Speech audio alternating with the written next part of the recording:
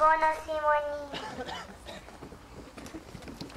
Stigla je ovako oko pola noći, sama nije znala na koju stranu treba poći.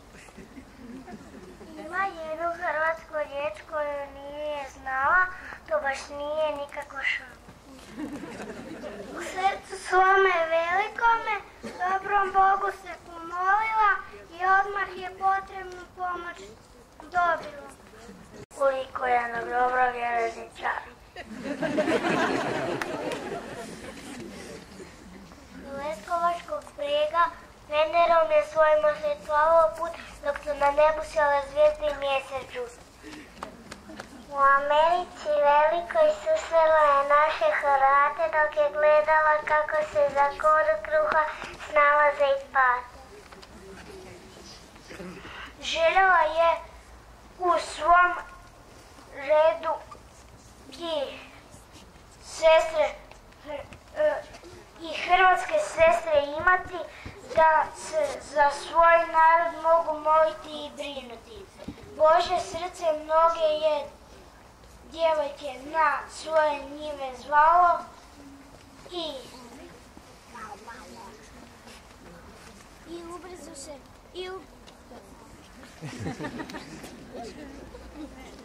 ubrzo se hrvatski Karmel poput svijeća rascvjetao.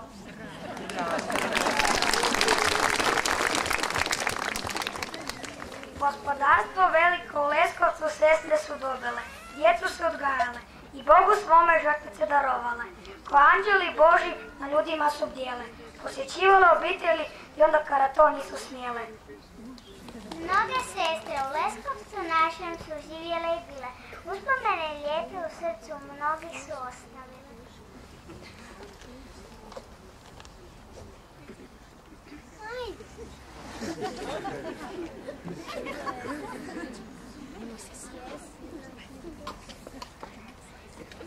Bože, hvala.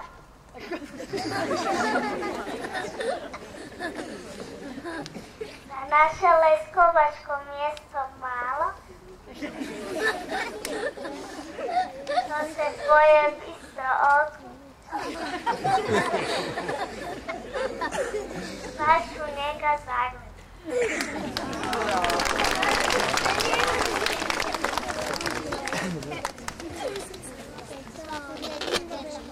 Blažena Marijo Terezija, stanovnice neba, ovo te malo mjesto da nas slavi i treba.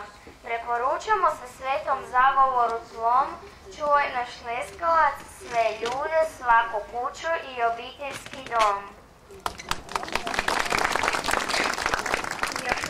Još više nego prije veseli se sada svak, što baš kroz naš Leskovac prolazi vlak.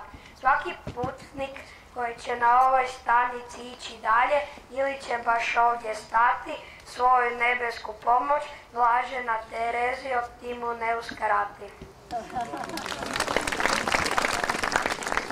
Kupio si tijela dušu dobrom Bogu dati i danas mnoge ljude k milosrdnom Ocu vrati. Blagoslovi i danas svoji anđeli čuvare sve naše dobre željezničare.